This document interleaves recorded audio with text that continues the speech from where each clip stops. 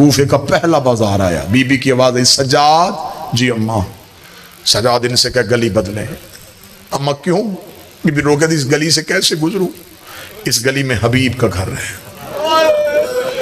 नौकर के दरवाजे के सामने से आकाजादी बगैर चादर के गुजरे, उसकी मजबूरी कैसी? वो मजबूर तो है ही नहीं। दो नुकसान करवा लिए, फितरत तोड़ी, जबकि उसने खुद कहा है कि मैं अपने कानून नहीं तोड़ता। यहां टूट गया, फितरत बदल दी, बगैर शौहर के बेटा दे दिया। दूसरा नुकसान क्या हो गया? तौहीद खतरे में डाल ली। ईसा बगैर बाप के दिया और आज तक ईसाई मान ही नहीं रहे। वो कहते नहीं जी अल्लाह का बेटा है, बाप कोई नहीं है।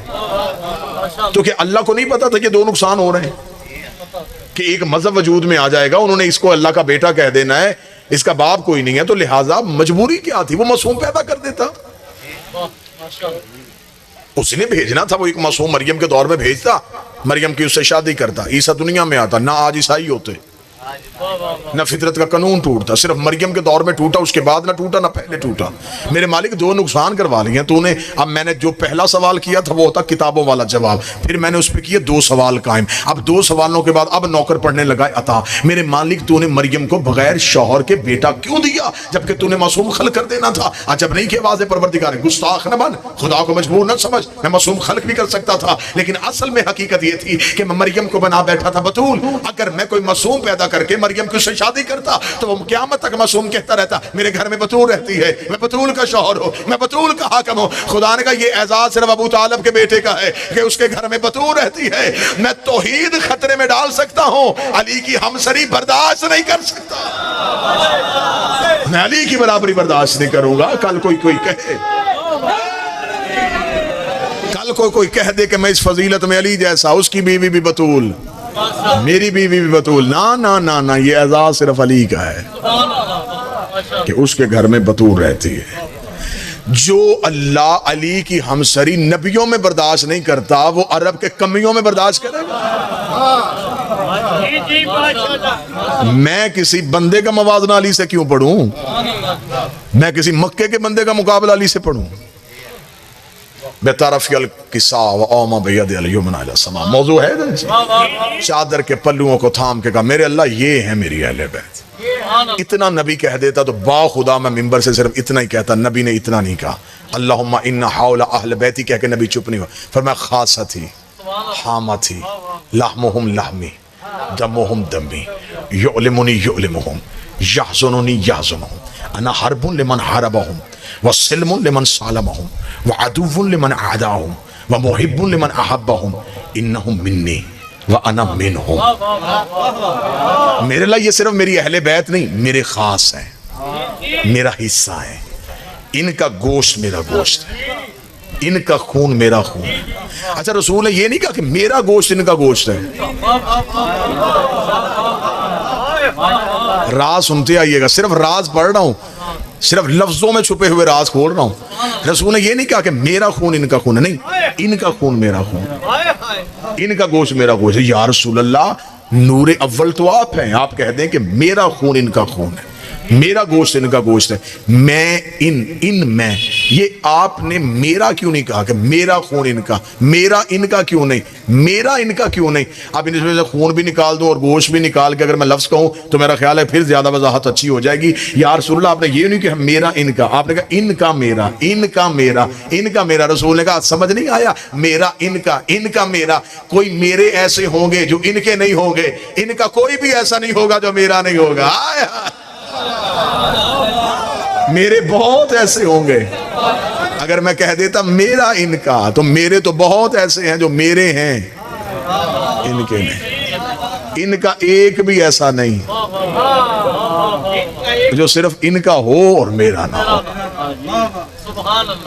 इनका खून मेरा खून है, इनका गोश्त मेरा गोश्त है। अगली सतर सुन्ना हदीस किसा की, रसूल में लहमुहुम लहमी, दमुहुम दमी, युलिमुनी मयु, यहज़ुनुनी मयु। जिसने इन्हें गजब ना किया उसने मुझे गजब ना किया।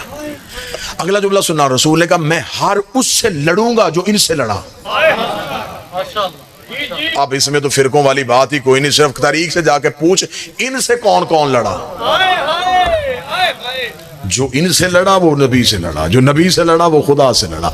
जो इनसे लड़ेगा वो मुझसे लड़ेगा, जो इनसे दोस्ती करेगा वो मुझसे दोस्ती करेगा, जो इनसे दुश्मनी करेगा वो मुझसे दुश्मनी करेगा, क्योंकि ये मुझसे हैं, मैं इनसे हूं। अब रसूल ने ये जुमला कहा, फजल सलवातका बरकातका रहमतका गुफरानका रिजवानका, तू रहमत भेज, तू दरूद भेज, तू मगफरत भेज, तू सलवात भेज। नबी ने मोहब्बत में कसीदा पढ़ दिया, ये मेरे, इनका खून मेरा खून, इनका गोश्त मेरा गोश्त, इनके दोस्त मेरे दोस्त, इनके दुश्मन मेरे दुश्मन। खुदा को अर्श पे बैठे जलाल आ गया। खुदा ने कहा अच्छा आज चादर के नीचे आ गए तो तारे तेरे हो गए, आज चादर के नीचे हो गए तो अहले बैत सारी तेरी आ गई। अब खुदा को भी जलाल है। खुदा ने कहा वह इज्जत ही वह जलाली, मैंने जिंदगी में कभी कोई कसम अपनी नहीं खाई, लेकिन आज मैं अपनी इज्जत और जलाल की कसम खा रहा हूं। इन्नी मखलक़तु समान मबनिया वल अर्ज़ मदिया वल शम्स वज़िया वल कमरन मनीरा वल फल्कन यदूरो वल बहरन यजरी। ओ मोहम्मद तूने कहा ये तेरे हैं सोने, अगर ये ना होते आसमान ना होता। इन्नी मखलक़तु समान मबनिया, ये अर्श है तो इनकी वजह से, ये फर्श है तो इनकी वजह से, ये दरिया में रवानी है तो इनकी वजह से, ये समुद्र में तुग़यानी है तो इनकी वजह से, ये बादल में शोर है तो इनकी वजह से, ये हवाओं में जोर है तो इनकी वजह से, ये कलियों में चटक है तो इनकी वजह से, ये फूलों में महक है तो इनकी वजह से, ये दिन तलू हो रहा है तो इनकी वजह से, ये गुरूब हो रहा है तो इनकी वजह से, ये तारे चल रहे हैं तो इनकी वजह से, ये निज़ाम कायनात मैंने इनकी वजह से कायम रखा हुआ है। अब फर्श पे नबी कह रहा था मेरे हैं, अर्श पे खुदा कह रहा था मेरे हैं। फिर मोहम्मद ने कहा एक काम कर लेते हैं, दुआ मैं कर लेता हूं, वादा तू कर ले। खुदा ने कहा तू दुआ कर, मैं वादा करता हूं। नबी ने हाथ अल्लाहुम्मा व अलमन व अलहुम व आदमन आदा, हर उससे दोस्ती करना जो इनसे दोस्ती करे, हर उससे दुश्मनी करना जो इससे दुश्मनी करे। अब पता चला रज़ी अल्लाह सजदे करने से नहीं होता, पांच को राजी करने से होता।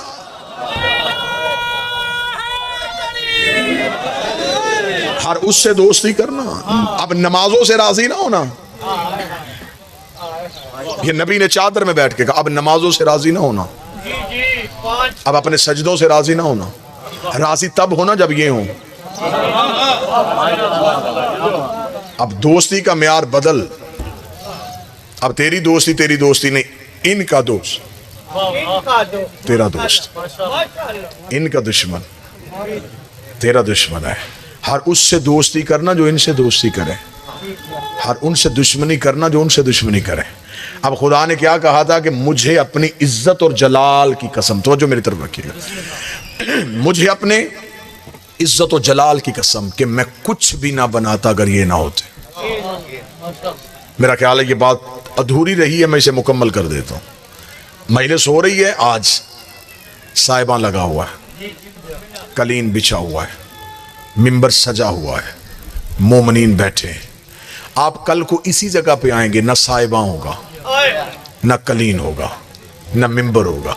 दरवाजे पे खड़ा होकर कोई बंदा पूछे कि वो कल वाला साहिबा, कलीन, मिंबर, कनाते कहाँ गई, तो कोई कहेगा वो सब कुछ था मजलिस की वजह से। मालिक हुसैन इज्जत फरमाए, जो पहले लम्हे में मोमन बोले इसका मतलब है कि उसका जहन मजलिस में होता है।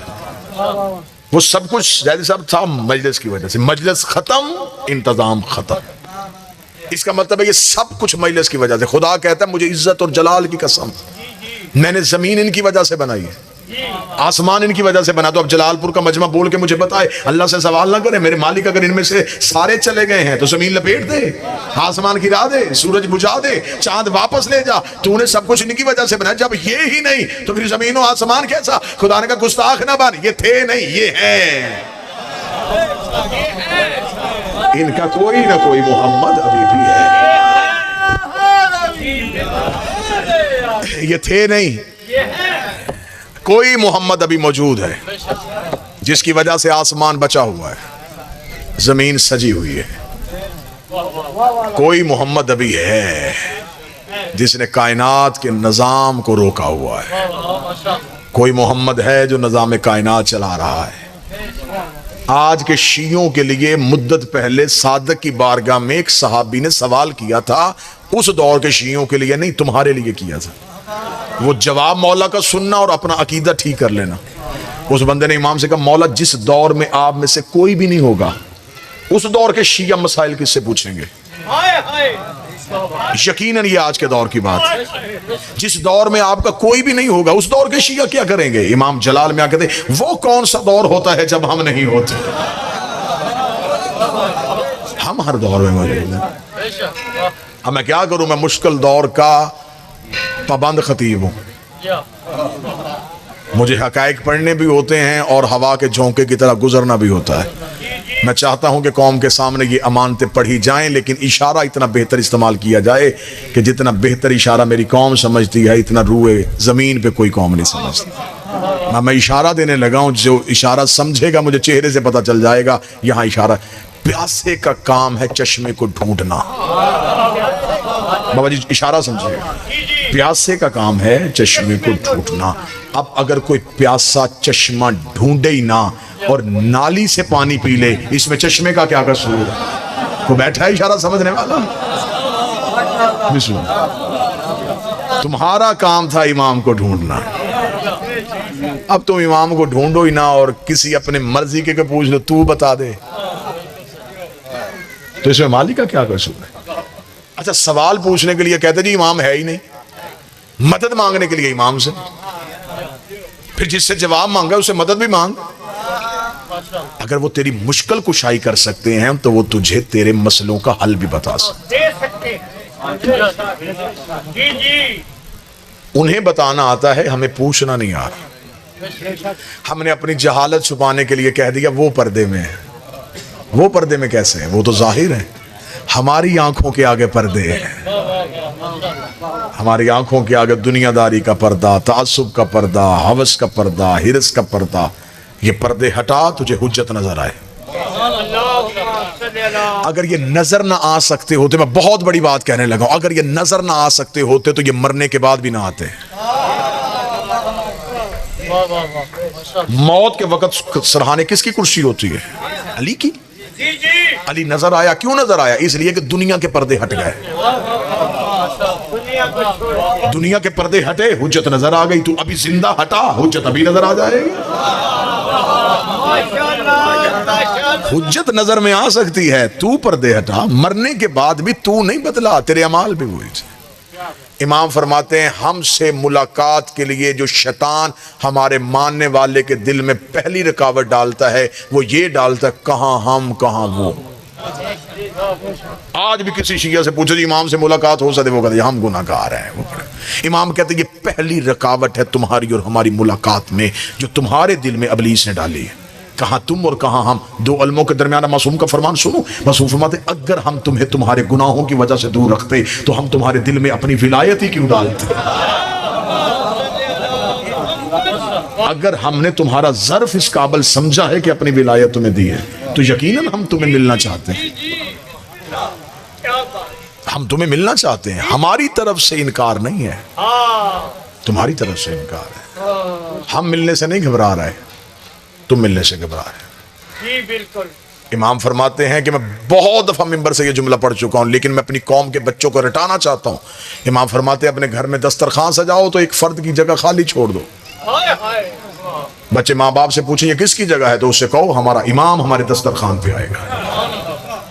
जिस घर के बच्चों को यकीन हो जाए कि हमारा मौला हमारे घर आता है, हमारा मौला हमारे घर में आते हैं, हमारी दुआएं सुनते हैं, हमारी मुश्किलों में हमारे हल करते हैं, तो वो बच्चा कभी भी गैर से नहीं मांगेगा। मौला फरमाते हैं, हमें दुख होता है जब हमारे होते हुए तुम किसी से मांगते हो।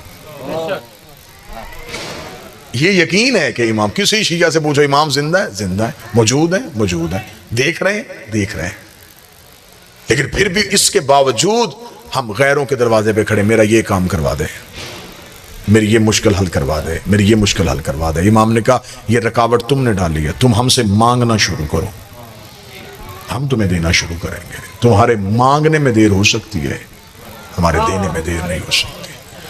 हदीस किस्सा के राज जितने कम इल्मी की बुनियाद में पढ़ सकता था मैंने आपके सामने पढ़े। इन 14 को सिर्फ मानना नहीं, इनकी मार्फत शर्त है। इन्हें पहचानो, ये हैं कौन, इनकी मार्फत क्या है। ये उन्होंने कर्म कर दिया है कि उन्होंने हमारे दिल में अपनी मोहब्बत पैदा कर दी। अब हमारे दिल में उनकी मोहब्बत है, उनकी विलायत है। कितना बेहतर जुमला अली ने हमारे लिए कहा है। मौला फरमाते हैं मैं अपने दुश्मन को दुनिया भी सजा के दे दूं, वो फिर भी मुझे नहीं मानेगा। खुद अली फरमा रहे, नहजुल बलागा में फरमा रहे, मौला फरमाते मैं अपने दुश्मन को सारी दुनिया भी दे दूं, वो फिर भी मुझे नहीं मानेगा। और फिर जो तुम पे फख्र किया वो सुनना। अली फरमाते मैं अपने मुहिब की नाक पे तलवार रख के कहूं मेरी मोहब्बत मुझे वापस कर, वो फिर भी नहीं करेगा। वो मेरे कहने पे भी मुझे वापस नहीं करेगा। अली को इतना नाज है अपने शिया पे। एक बंदे ने कूफे में आके कहा था, उसने कहा या अली मैं गरीब हो गया हूं, तेरी मोहब्बत का फायदा क्या है? अली ने चेहरा फेर लिया। उसने कहा मैं मांगने के लिए आया था, आपने रुख क्यों बदला? इमाम ने फरमाया हक के इमाम के सामने झूठ बोलता तुझे शर्म नहीं आती? उसने कहा मौला मैंने क्या झूठ बोला? फरमाया कीमती चीज अपने पास रख के खुद को गरीब नहीं कहते। उसने कहा मौला मेरे घर में कोई कीमती चीज नहीं। मौला फरमाया इस वक्त भी तेरे पास वो चीज है। मौला कोई चीज भी नहीं है। इमाम ने फरमाया अभी सौदा कर लेते हैं, मेरी मोहब्बत मुझे वापस कर, कायनात के खजाने तुझे देता हूं। कदमों में गिर कहता दो जहां भी तोल के दे, मैं तेरी मोहब्बत फिर भी वापस नहीं करूंगा। अली मुस्कुरा के फरमाते इतनी कीमती चीज अपने पास रख के खुद को गरीब कैसे कहलवा रहा?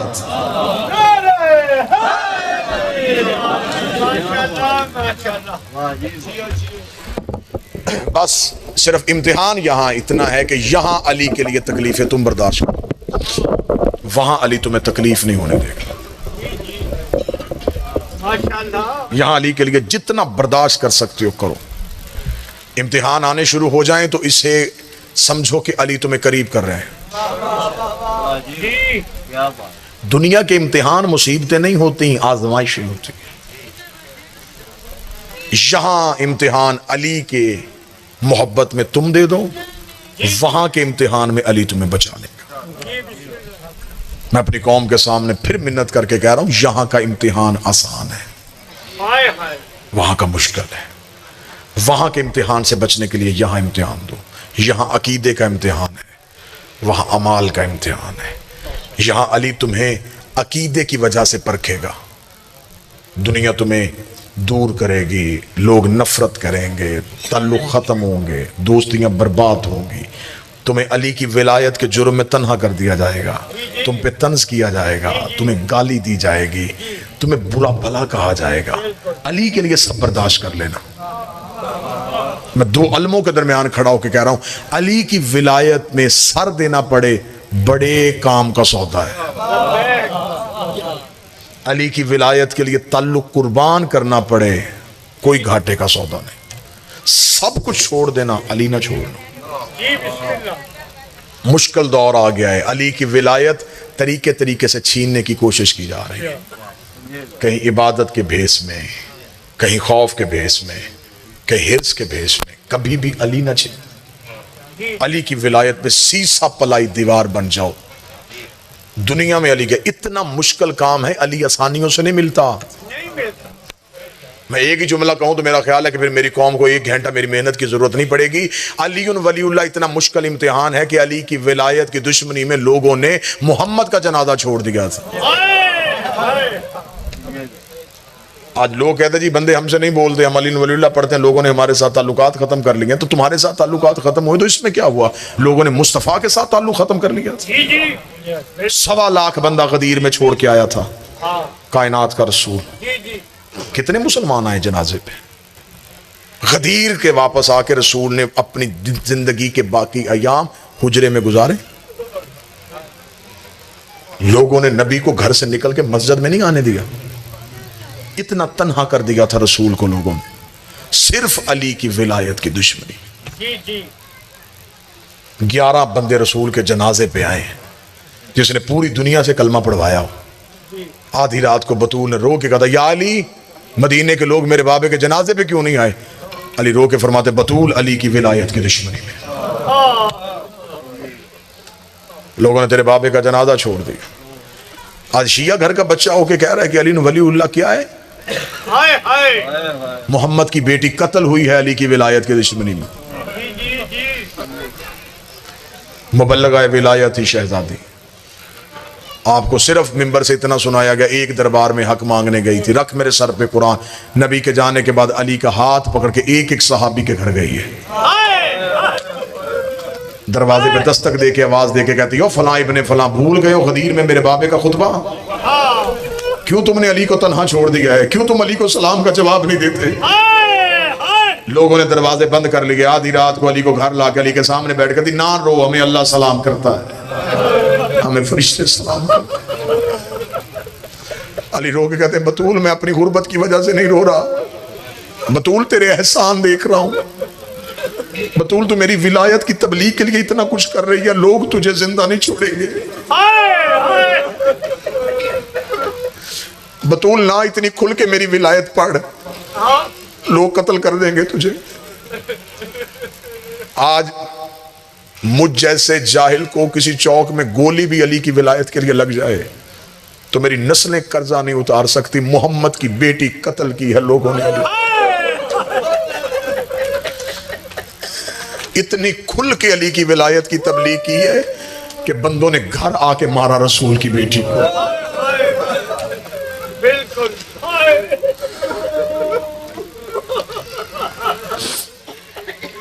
अभी मैं आपके सामने जो चादर के राज पढ़ रहा था, ये चादर लुट गई अली की विलायत की खातिर।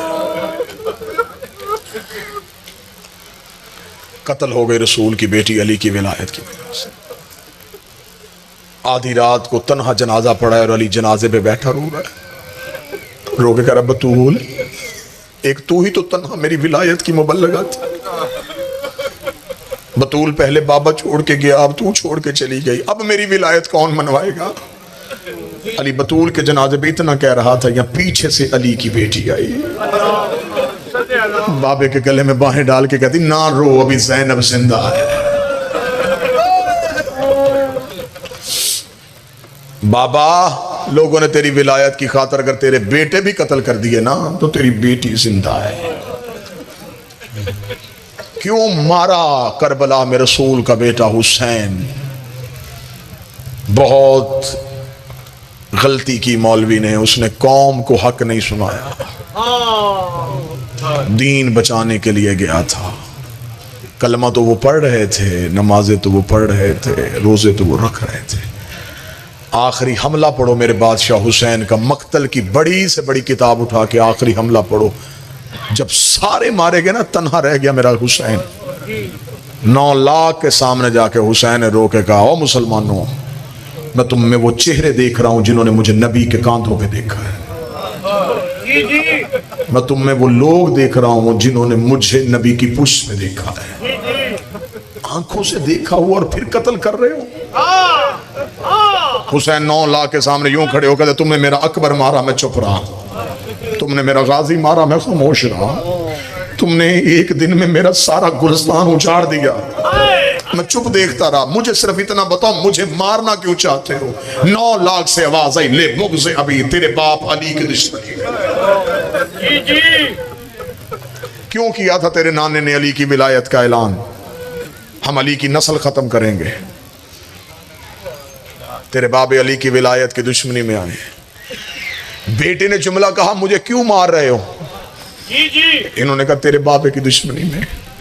बेटे का कहा हुआ ये कौम भूल जाती। मुझे हुसैन की मां की कसम है, बेटी ने शाम के बाजार में खड़े होकर कहा, मुझे क्यों मार रहे? इन्होंने कहा तेरे बाबे अली की दुश्मनी में मारे। शिया हो कि आज कोई बंदा अली की विलायत छोड़ दे, जिस विलायत के लिए अली की बेटी शाम के बाजार में पत्थर खाती रही।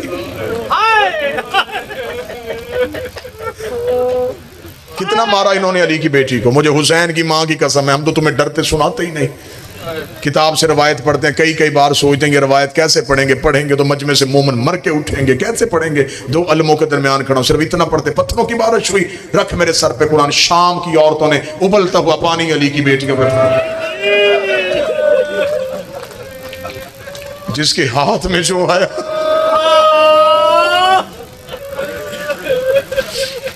बिस्मिल्लाह बाज, बिस्मिल्लाह बिस्मिल्लाह। वाजिबुल एहतराम काबिल सद एहतराम जनाब सैयद ज़ैगम शाह जी तशरीफ ले आए। बस 2 सत्र मुसीबत की पढ़ू, इन्हीं का इंतजार था। मौला सैयदुल साजिदीन कहते हैं, जब बाजार अबूर किया, दीवार के साथ लग के खड़ी हुई अली की बहुएं। सजाद कहते मैं पहचान ही नहीं सका इनमें अकबर की माँ कौन है, असगर की माँ कौन है, कासिम की माँ कौन है। मैं गैर सैयद हूँ, मुझसे बाजार शाम आज तक नहीं पढ़ा गया कि कैसे गुजरी थी अली की बेटी। बहनें बेटियां लेके हर कोई जाता है, कोई बाजार में शॉपिंग के लिए जाता है, कोई बेटी स्कूल छोड़ने जाता है, कोई कॉलेज छोड़ने जाता है। अगर बाजार में मर्दों का रश हो, भाई आगे चलता है, बहन पीछे चलती है। रश ज्यादा हो तो वो भाई हाथ से रश हटाता है, जिसको हाथ लगता है ना वो पीछे मुड़ के देखता है, जब वो देखता है इसके साथ पर्दादार है तो वो रास्ता दे देता है। इसने रास्ता अपने लिए नहीं मांगा, इसके साथ पर्दादार है। गुजरात कितना रोलेगा, जिसने अली की बेटी का रास्ता बनाना था उसके हाथ बंधे हुए, वो पूरे बाजार में सिर्फ इतना कहता रास्ता छोड़ो मेरे साथ मेरी माँ आ रही है, रास्ता छोड़ो मेरे साथ मेरी बहन। किसी ने रास्ता दिया नहीं। रश इतना ज्यादा हो गया कि अली की बेटी से चलना मुश्किल हो गया। मैंने तो मिंबर पे कहा है, बाखुदा अभी तक बाजार शाम नहीं पढ़ा गया। बाजार शाम में कोई एक मुसीबत आई है जो सज्जाद का हुज्जत हो के जिगर फट गया। जब लोगों ने जानबूझ के भीड़ इतनी ज्यादा कर दी कि अली की बेटी से चला ना जा सके, फिर रोती रोती जमीन पे बैठ गई, तो कहती सज्जाद अब मुझसे खड़ा नहीं हुआ जा रहा। फिर आधा बाजार ऐसे अबूर किया है जैसे अकबर की लाश पे हुसैन आया।